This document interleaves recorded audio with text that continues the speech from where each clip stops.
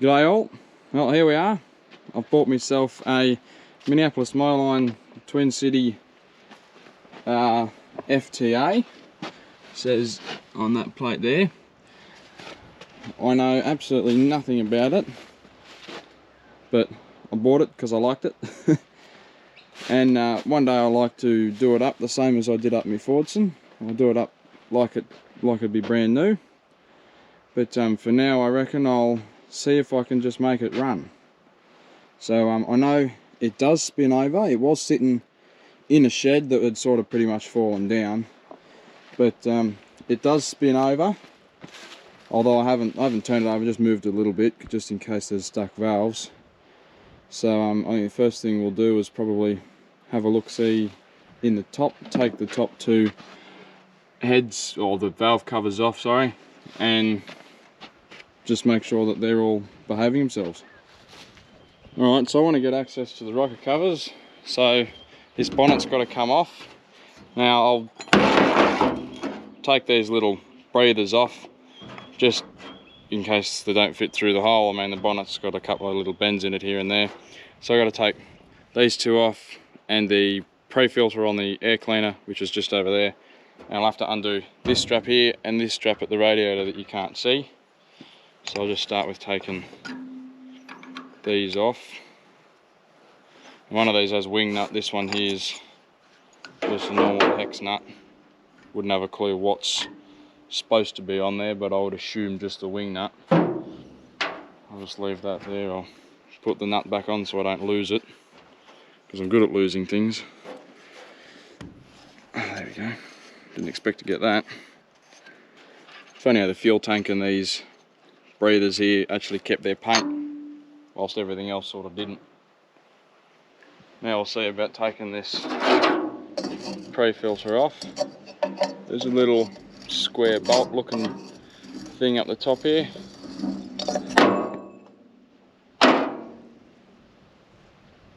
They do that. What have we got? Yeah, that'll fit.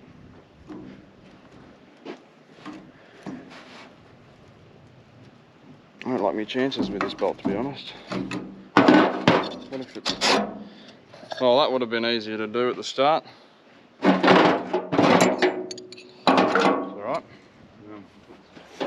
Now, there you go, you can just see what I'm undoing. This is just that front strap that holds down that bonnet piece.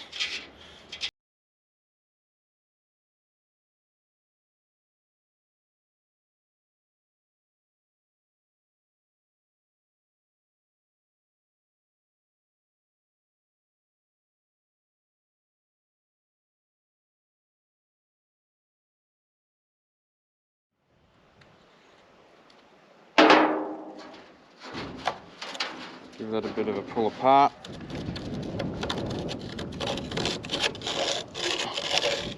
There we are. We don't have to take that off. That's what's left of the muffler on it. So it'll be nice and loud now. Alright, here we are. 3, 2, 1, there you go.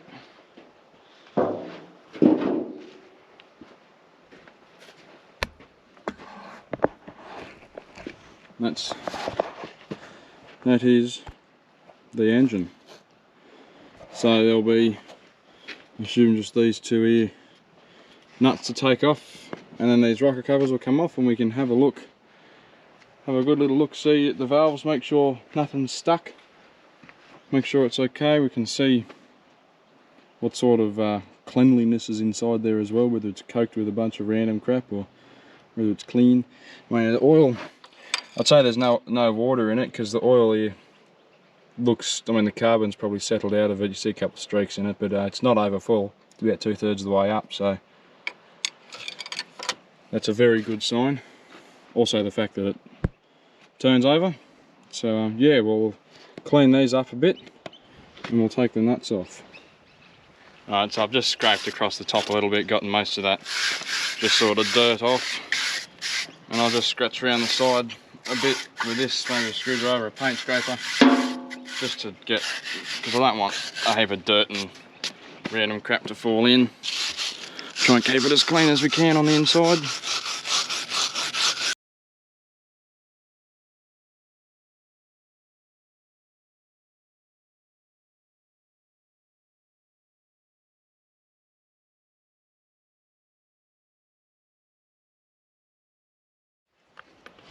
Not that they really need it, but it won't hurt giving them a bit of juice.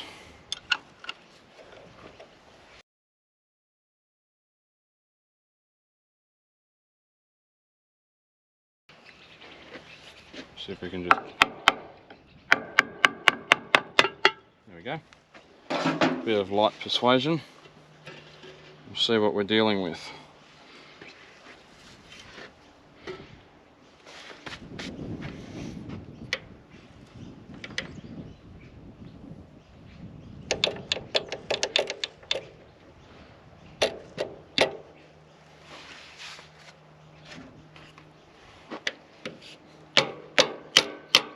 That one's alright. That one's alright.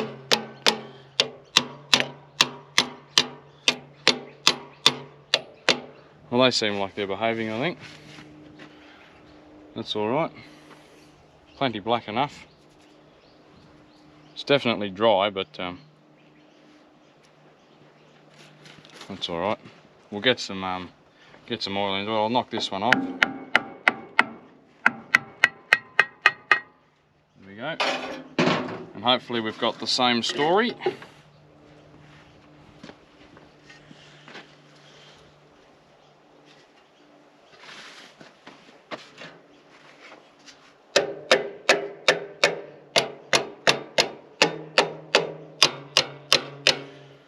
We have got no stuck valves as far as I know. These two here are down a little bit,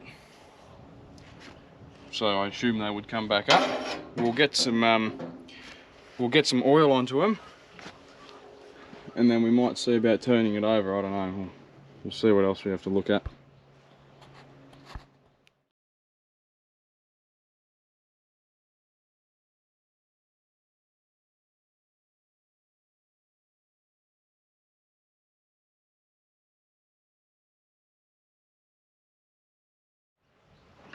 So I accidentally filmed that in time warp, but you saw me oil it up there a bit.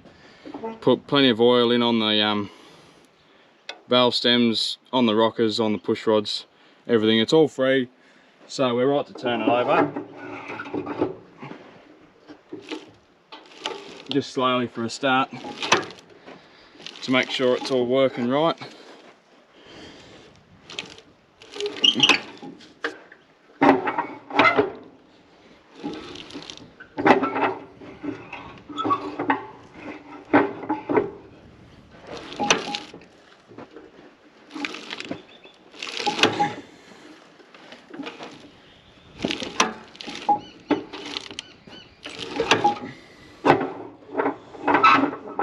Yeah, no, it's all freed up and good, so I'll be able to probably throw those valve covers back on and we can be confident that nothing's going to go wrong in there.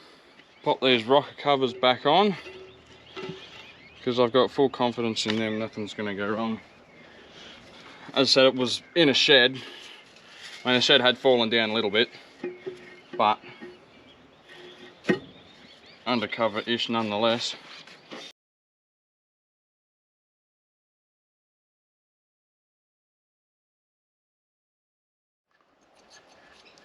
We had a check for spark just a second ago and we didn't have any, which you would expect not to have any. It was just to see if we scored even more, but we'd probably be able to get away with those spark leads. If not, then I'll just make some new ones. That's no drama, but we'll have to clean the points in there somewhere, but because they'll just be corroded. And the impulse works, so like it's a sign of no water's gotten in.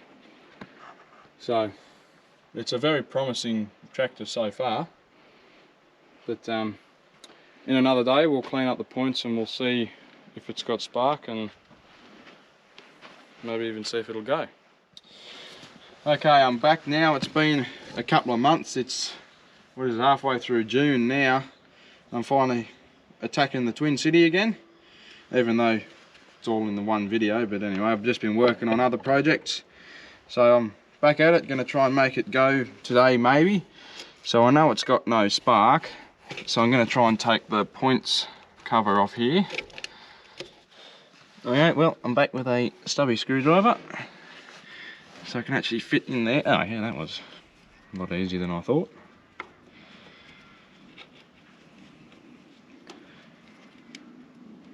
So I've probably already said, and I've probably already showed a photo, but this was in a shed, I believe, because it's like got no water in it and it's still free, even though in the picture for the clearing sale there was no roof on the shed and there was no can on the exhaust. I believe the roof had fallen basically on the tractor.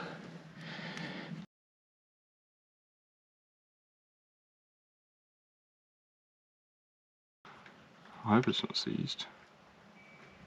Not seized in any way, shape or form. So normally I'd use some nice fine wet and dry, but for the life of me I can't find any, just to sand the points down, because the wet and dry doesn't really drop any grit off, unlike your sort of glass paper and stuff like that. But I'm just going to use a piece of fine emery tape, open the points, close the points on the emery tape. I may have to hold a little bit of pressure off if they're closing too stiff on the tape.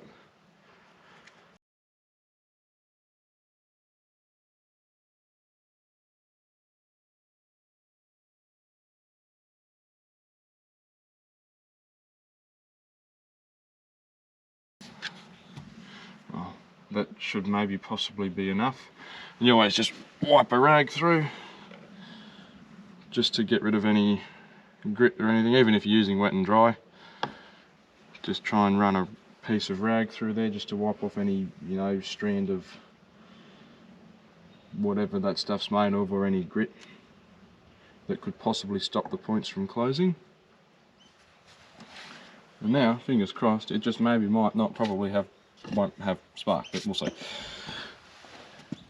Well, we've done some more experimenting with it and trying to make it have spark with a wire coming from ground to this button here, which I believe through the cap up there goes to there, which then goes to there somehow, going to there. So anyway, we're confident that that's where the spark, like put a wire in there, spark will jump from there, and we can't get any spark to happen. So we're going to pull the Maggie off, try and keep it, we won't turn the tractor at all, so it'll stay sort of where it is. And I've taken pictures with that brass contact there as far out as possible, and we won't turn the tractor, so when we put it back together it'll either be 180 degrees out or correct.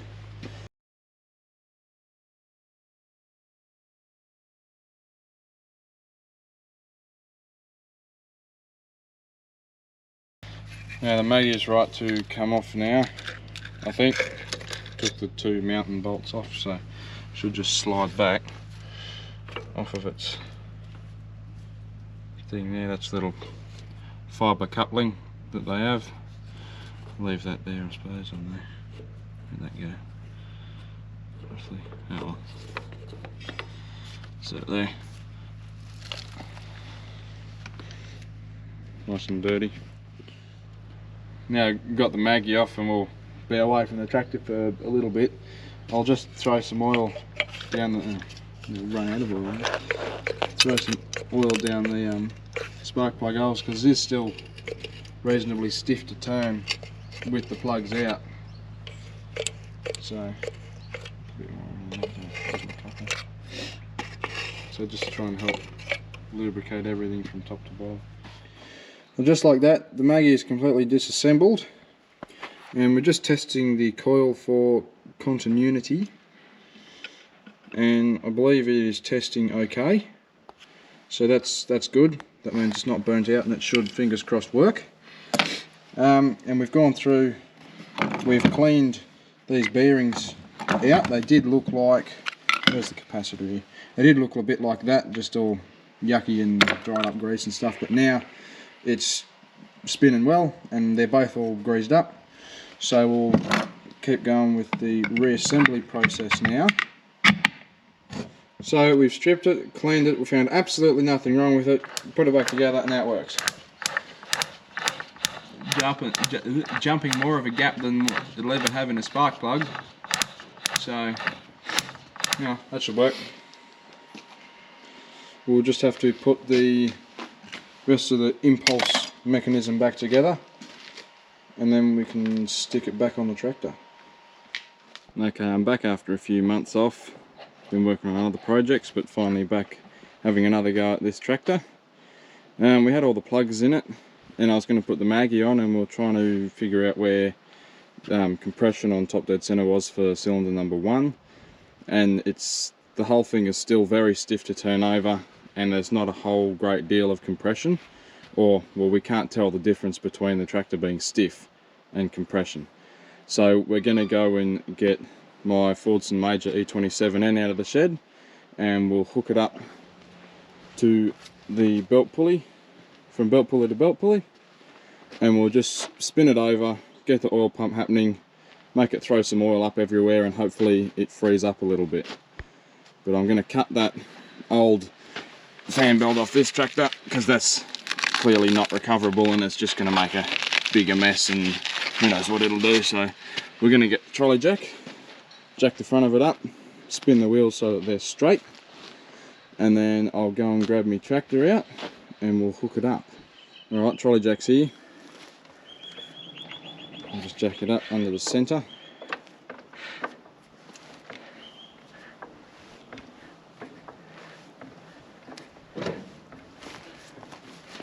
And hopefully we should be able to turn those wheels. Yep, that's it.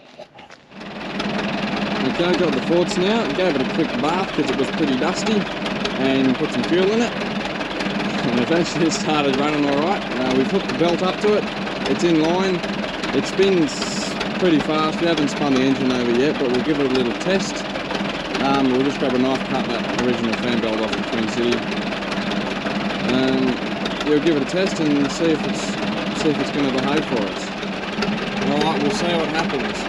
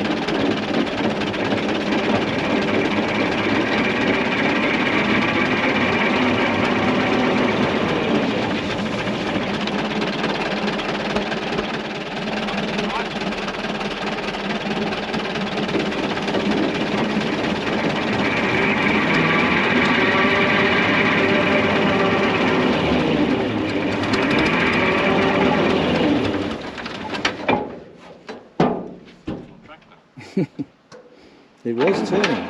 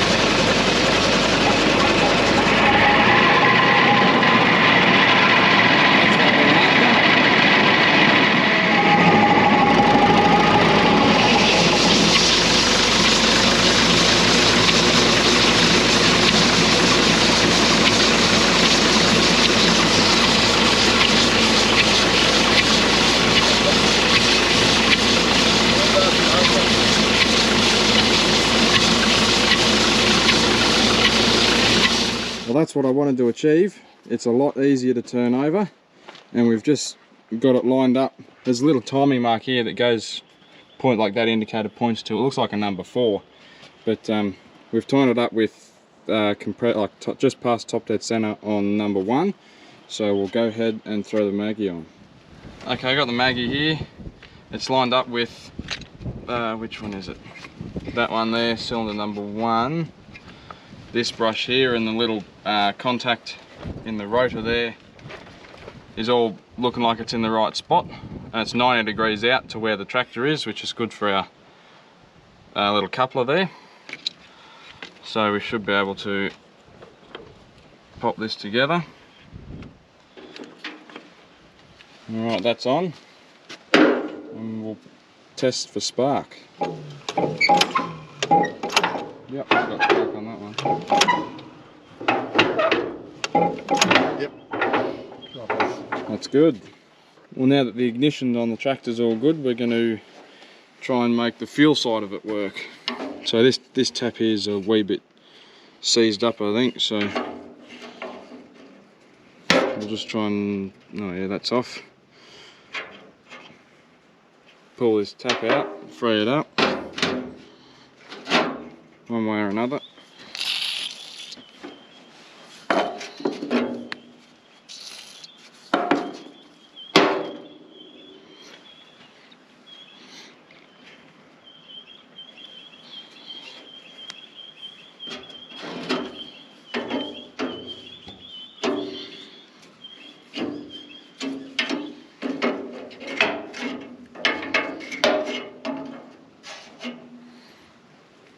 Alright, we'll go with that. Alright, this little water trap bowl thing over here is a bit gummed up. Evidently the outside's awful, so we'll take it off and free it up and all the rest. I couldn't get the bowl off, it's a bit too stuck, but we got the tap out and now it seems to be moving free enough to use. It works. So we'll pop it back in and give it a test run. Alright, we'll put some fuel in the tank and we'll see what happens. The tank inside doesn't look too bad, so we'll trust it. Well, I'll turn the tap on and see if she fills up with petrol.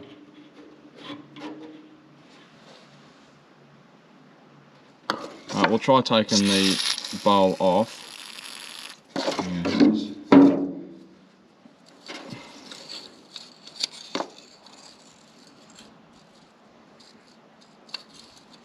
Carefully.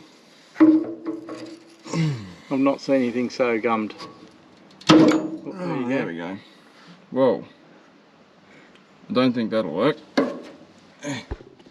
That's there's only supposed to be petrol in there. Not supposed to be full of. Yeah. No, that's why we check these things. Okay, managed to take the little bowl off the fuel tank, and it was dirty. It's all full of this tarry type stuff and all the rest. Is not good. But there's a couple of problems with it.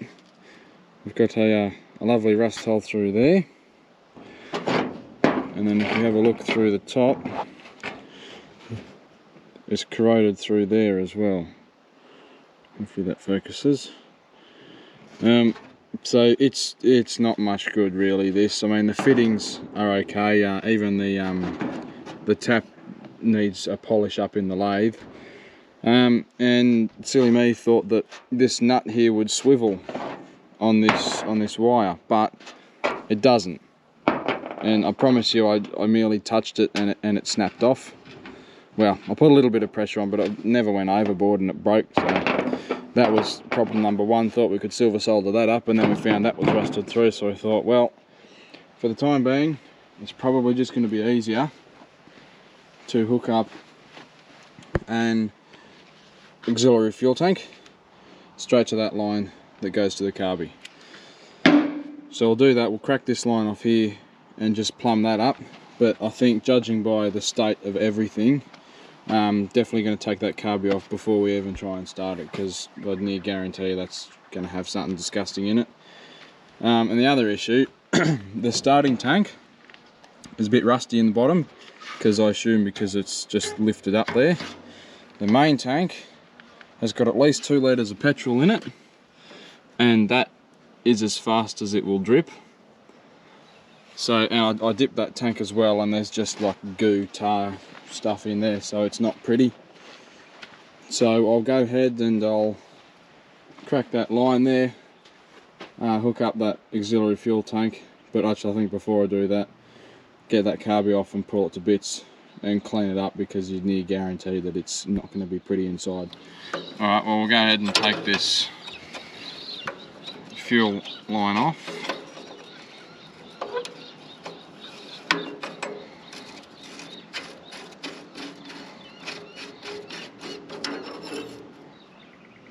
Bit of a mystery, but it looks pretty good in there. I'd be confident to put that back together, I think. The only thing is the float sounds. Well, yeah, they're pretty darn good. They're spotless. Oh, put your jet bush back in.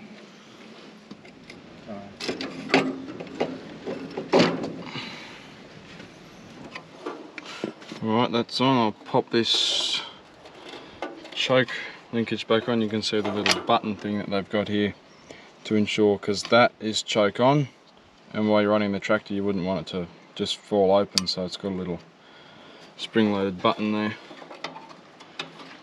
so that can go back through. And I'll pop the split pin in, and then I think lastly we'll pop this fuel line back on.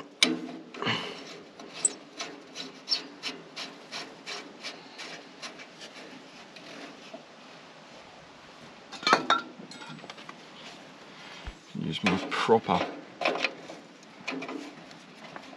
line spanner.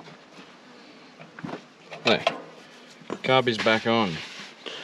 Alright, we'll probably use that same one to undo up here.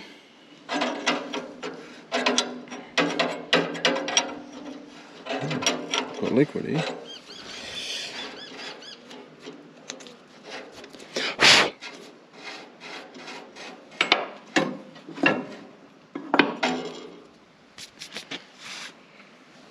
Should we flush this line through?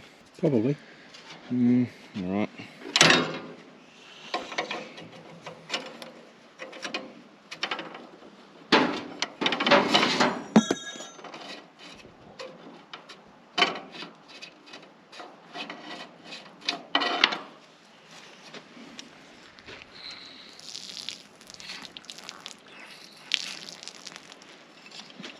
It's good, that's what I wanted to get rid of, that weird yellow stuff.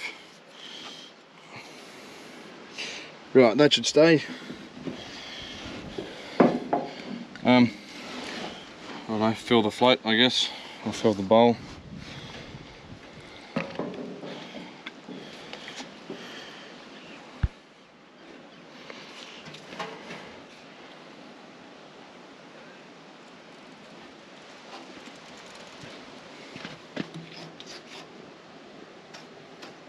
You got petrol? Yeah, some.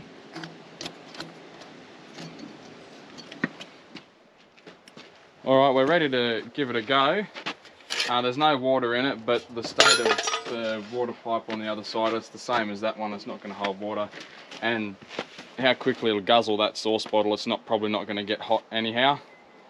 So we'll see what happens. Choke.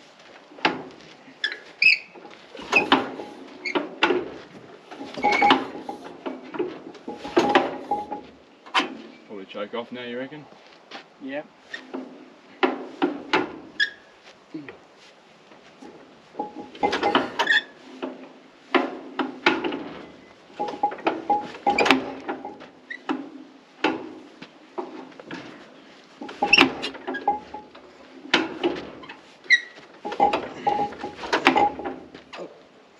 We have smoke.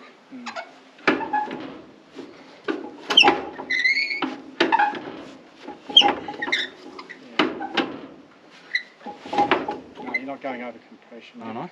No, it's bouncing back on you. It burns too freely now. So where am I So hold it supposed to there, be? now go down and get another grab. There. I was wondering that. That's it.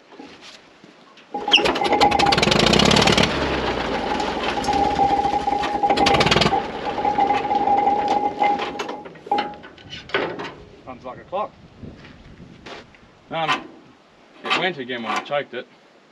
Yeah, I think perhaps. And yes, it blew everything out in the exhaust. Yeah. Choke again? Probably, yeah, if it starts, whack the choke on. Yeah. Just pull him over, that's all you have to do.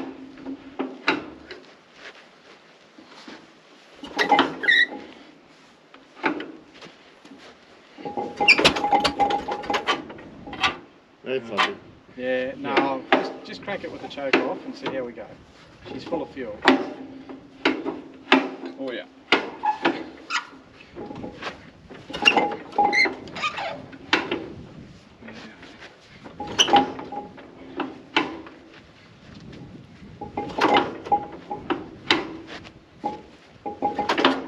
What's all that Job's right.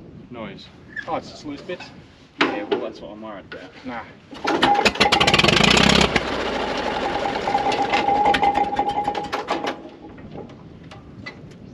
It's all right, cleaning the exhaust out. I'm not too sure, she's full of fuel.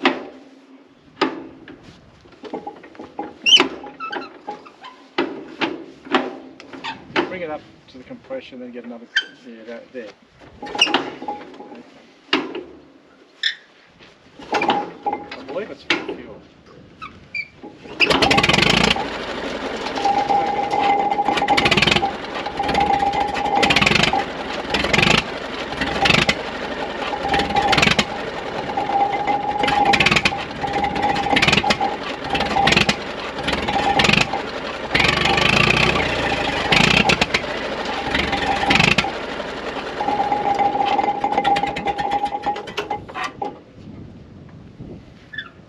Yeah.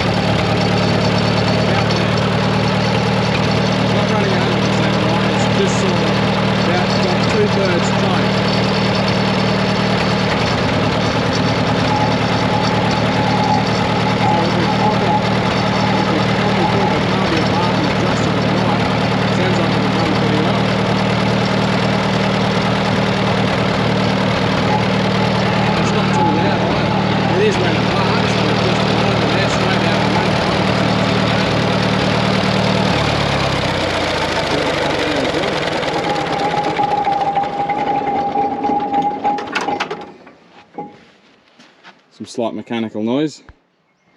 Clutch. Yeah, can't complain too much about that. For not even pulling the carby apart, I'd call that a success, I reckon. Ran alright, and it wasn't, you know, it wasn't blowing blue smoke or anything like that, and it's got damn good compression. It is stiff to turn over. I was trying too hard to spin it over. I mean, I know you've only just got to pull them over because it's got an impulse magneto on it, but it's got some compression. And it's free as to spin over now. Spinning it with the old Fordson there, done it some good, got some oil around, and we saw it had oil pressure or sludge pressure. Evidently carby could need some work. We never checked that, which we should have done. Got to make sure that's got stuff in it. I mean, it could well have water in it for all I know, but if it's got no oil in it, then it just sucks air too easy and can't suck the fuel, which could be why we were running it, could only run with the choke sort of 2/3, 3/4 on. And also someone could have just come around and fiddled with that mixture screw, because it got turned while it was running there. I went around the other side, it got opened up a bit and it ran better. So someone could have just gone around and played with that. But no, I can't complain about that. That's pretty good. Fingers crossed its engine seems to be in good nick. It wasn't blowing smoke or anything. And that sort of mechanical noise, we reckon's coming in from the clutch here, which is ever so dry, and on the little cover plate here, it's got removed grease clutch. So there's horrendously dry components in there that obviously need attention, but it's all right. That's just a bit of slop, a bit of free movement in that. But yeah, no, I'm happy with that. Don't get too excited. I don't know how many years it'll be until I finally get round to restoring it, but it's definitely on the to-do list.